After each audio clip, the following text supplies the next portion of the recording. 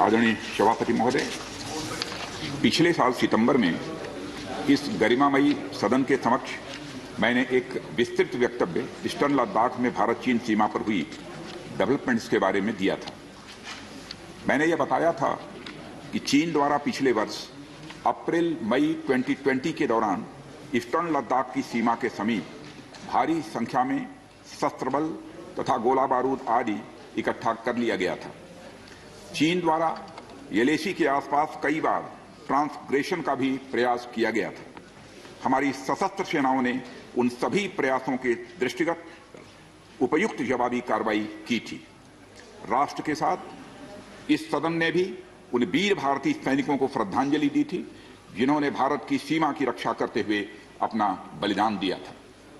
आज मैं इस सदन को कुछ और महत्वपूर्ण डेवलपमेंट्स के बारे में बताना चाहता हूं।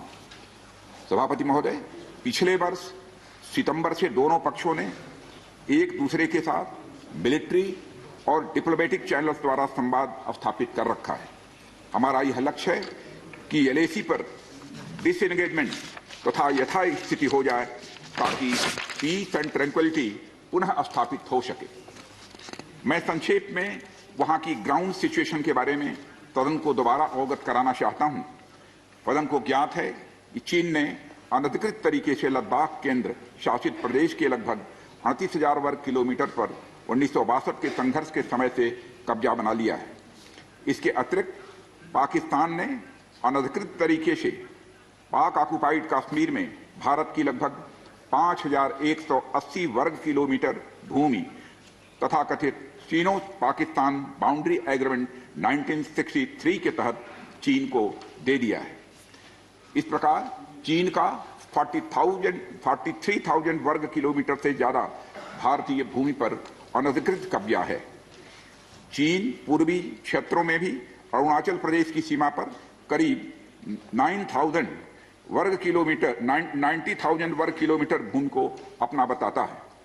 भारत ने इन अनजस्टिफाइड क्लेम्स तथा अनधिकृत कब्जे को कभी भी स्वीकार नहीं किया है।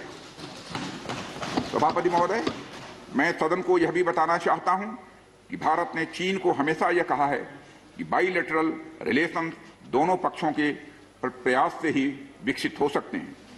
साथ साथ ही सीमा के प्रश्न को भी बातचीत के जरिए ही हल किया जा सकता है, परंतु येलेसी पर पीस एंड ट्रैंक्विलिटी में किसी प्रकार की प्रतिकूल स्थिति का हमारी बाइलेटरल टाइज पर बुरा असर पड़ता है। इससे चीन भी अच्छी तरह अवगत है। कई हाई लेवल ज्वाइंट स्टेटमेंट में भी यह जिक्र किया गया है कि एलएसी तथा सीमाओं पर पीस एंड ट्रैंक्विलिटी कायम रखना बाइलेटरल रिलेशन के लिए यह अत्यंत आवश्यक है। सभापति महोदय, पिछले वर्ष से चीन के द्वारा उठाए गए कदमों के कारण पीस एंड ट्रैंक्विलिटी पर प्रतिकूल असर पड़ा है। इसके फलस्वरूप चीन और भारत के संबंधों पर भी प्रभाव पड़ा है। उच्च स्तर पर चीन के साथ कई बार बातचीत के दौरान, जिसमें मेरे द्वारा चीनी रक्षा मंत्री के साथ पिछले सितंबर की बैठक और मेरे सहयोगी विदेश मंत्री श्री जयशंकर जी की चीनी विदेश मंत्री के साथ तथा हमारे एनएसए श्री अजीत जी डोभाल की अपने चीनी काउंटर पार्ट के साथ बातचीत शामिल है।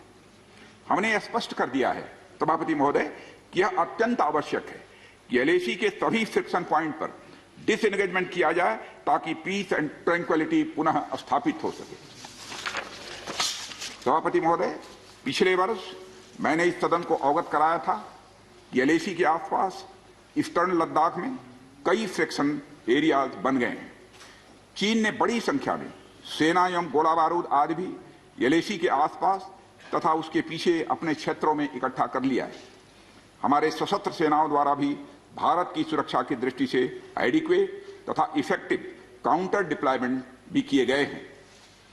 मुझे यह बताते हुए सभापति महोदय गर्व महसूस हो रहा है कि भारतीय सेनाओं ने इन सभी चुनौतियों का डटकर सामना किया है सभापति महोदय, तथा अपने शौर्य एवं बहादुरी का परिचय पेंगांग त्सो के साउथ एवं नॉर्थ बैंक पर दिया है। सामरिक दृष्टि से महत्वपूर्ण कई क्षेत्रों को चिन्हित कर हमारी सेनाएं कई पहाड़ियों के ऊपर तथा हमारे दृष्टिकोण से उपयुक्त अन्य क्षेत्रों पर भी मौजूद हैं। भारतीय सेनाएं अत्यंत बहादुरी से लद्दाख की ऊंची दुर्गम पहाड़ियों तथा कई मीटर बर्फ के बीच में भी सीमाओं की रक्षा करते हुए अडिग हैं और इसी कारण हमारा एज बना हुआ है। सभापति महोदय, हमारी सेनाओं ने इस बार भी यह साबित करके दिखाया है कि भारत की संप्रभुता एवं अखंडता की रक्षा करने में वे सदैव हर चुनौती से लड़ने के लिए तत्पर हैं और अनवरत कर रहे हैं। सभापति महोदय, पिछले वर्ष से मिलिट्री एंड डिप्लोमेटिक लेवल पर चीन के साथ हमारा संबंध बना रहा है। इस बातचीत में हमने चीन को यह बताया है कि 3 सिद्धांतों के आधार पर हम इस समस्या का समाधान चाहते हैं। फर्स्ट, दोनों पक्षों द्वारा एलएसी को माना जाए और उसका आदर किया जाए। दूसरा, किसी भी पक्ष द्वारा यूनिलेटरली स्टेटस को बदलने का प्रयास न किया जाए। तीसरा, सभी समझौतों का दोनों पक्षों द्वारा पूर्ण रूप से पालन किया जाए।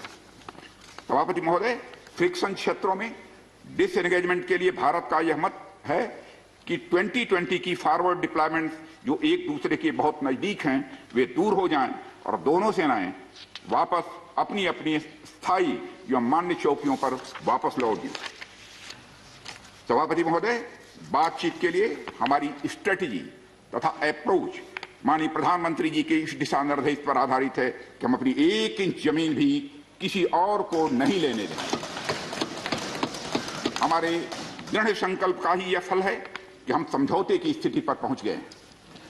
इन दिशा निर्देशों के दृष्टिगत सितंबर 2020 से लगातार मिलिट्री एंड डिप्लोमेटिक लेवल पर दोनों पक्षों में कई बार बातचीत हुई है कि इस डिसएंगेजमेंट का म्यूचुअली एक्सेप्टेबल तरीका निकाला जाए।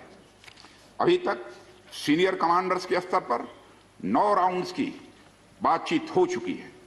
राजनयिक स्तर पर भी WMCC यानी working mechanism for consultation and coordination of India China border affair के तहत भी बैठकें होती रही हैं। सभापति महोदय, मुझे सदन को यह बताते हुए खुशी हो रही है कि हमारे इस अप्रोच तथा सस्टेन्ड टॉक्स के फलस्वरूप चीन के साथ पैंगोंग लेक के नॉर्थ एवं साउथ बैंक पर डिसएंगेजमेंट का समझौता हो गया है और इस बात पर भी सभापति महोदय इस बात पर भी सहमत हो गई है कि पैंगोंग लेक से पूर्व पैंगोंग लेक से पूर्ण डिसएंगेजमेंट के 48 आवर्स के अंदर सीनियर कमांडर स्तर की बातचीत हो तथा बाकी बचे हुए मुद्दों पर भी हल निकाला जाए। सभापति महोदय, पैंगोंग लेक एरिया में चीन के साथ डिसएंगेजमेंट का जो समझौता हुआ है उसके अनुसार दोनों पक्ष फॉरवर्ड डिप्लॉयमेंट को phased, coordinated and verified manner में हटाएंगे। चीन अपनी सेना की टुकड़ियों को नॉर्थ बैंक में फिंगर 8 के पूरब की दिशा की तरफ रखेगा और इसी तरह भारत भी अपनी सेना की टुकड़ियों को फिंगर 3 के पास अपने permanent base Dhan Singh Thapa post पर रखेगा। इसी तरह की कार्रवाई साउथ बैंक एरिया में भी दोनों पक्षों द्वारा की जाएगी। ये कदम आपसी समझौते के तहत बढ़ाए जाएंगे तथा जो भी निर्माण आदि दोनों पक्षों द्वारा अप्रैल 2020 से नॉर्थ एंड साउथ बैंक पर किया गया है उन्हें हटा दिया जाएगा और पुरानी स्थिति कायम कर दी जाएगी। सभापति महोदय, यह भी तय हुआ है कि दोनों पक्ष नॉर्थ बैंक पर अपनी सेना की गतिविधियां जिसमें परंपरागत स्थानों की पेट्रोलिंग भी सम्मिलित है को अस्थायी रूप से स्थगित रखेंगे। पेट्रोलिंग तभी शुरू की जाएगी जब सेना एवं राजनयिक स्तर पर यानी डिप्लोमेटिक लेवल पर आगे बातचीत करके समझौता बनेगा। इस समझौते पर कार्रवाई कल से नॉर्थ एंड साउथ बैंक पर प्रारंभ हो गई है। यह उम्मीद है इसके द्वारा पिछले साल के गतिरोध से पहले जैसी स्थिति बहाल हो जाएगी। सभापति महोदय, मैं इस सदन को आश्वस्त करना चाहता हूं कि इस बातचीत में हमने कुछ भी खोया नहीं है। सभापति महोदय, सदन को यह भी जानकारी देना चाहता हूं अभी भी एलएसी पर डिप्लॉयमेंट तथा पेट्रोलिंग के बारे में कुछ आउटस्टैंडिंग इश्यूज बचे हुए हैं। इन पर हमारा ध्यान आगे की बातचीत में रहेगा। दोनों पक्ष इस बात पर सहमत हैं कि बाइलेटरल एग्रीमेंट्स तथा प्रोटोकॉल के तहत पूर्ण डिसएंगेजमेंट जल्द से जल्द कर लिया जाए। अब तक की बातचीत के बाद चीन भी देश की संप्रभुता की रक्षा के हमारे संकल्प से पूरी तरह और अच्छी तरह अवगत है। हमारी यह भी अपेक्षा है कि चीन द्वारा हमारे साथ मिलकर बचे हुए मुद्दों को हल करने का पूरी गंभीरता के साथ प्रयास किया जाएगा। सभापति महोदय, मैं इस सदन से आग्रह करना चाहता हूं कि मेरे साथ संपूर्ण सदन हमारी आर्म्ड फोर्सेस की इस विषम एवं भीषण बर्फबारी की परिस्थितियों में भी शौर्य और वीरता के प्रदर्शन की भूरी भूरी प्रशंसा करे। और सभापति महोदय, मैं ये कहना चाहता हूं कि जिन शहीदों के शौर्य और पराक्रम की नींव पर यह डिसएंगेजमेंट आधारित है, उन्हें देश सदैव याद रखेगा। सभापति महोदय, मैं इस बात से भी पूरी तरह से आश्वस्त हूं कि यह पूरा सदन, चाहे कोई किसी भी दल का क्यों न हो, देश की संप्रभुता, एकता और अखंडता और सुरक्षा के प्रश्न पर एक साथ खड़ा है और एक स्वर से समर्थन करता है कि यह संदेश केवल भारत की सीमा तक ही सीमित नहीं रहेगा, बल्कि पूरे विश्व को जाएगा। सभापति महोदय, यह बात मैं विश्वास के साथ कह सकता हूं। धन्यवाद सभापति महोदय। जय हिंद।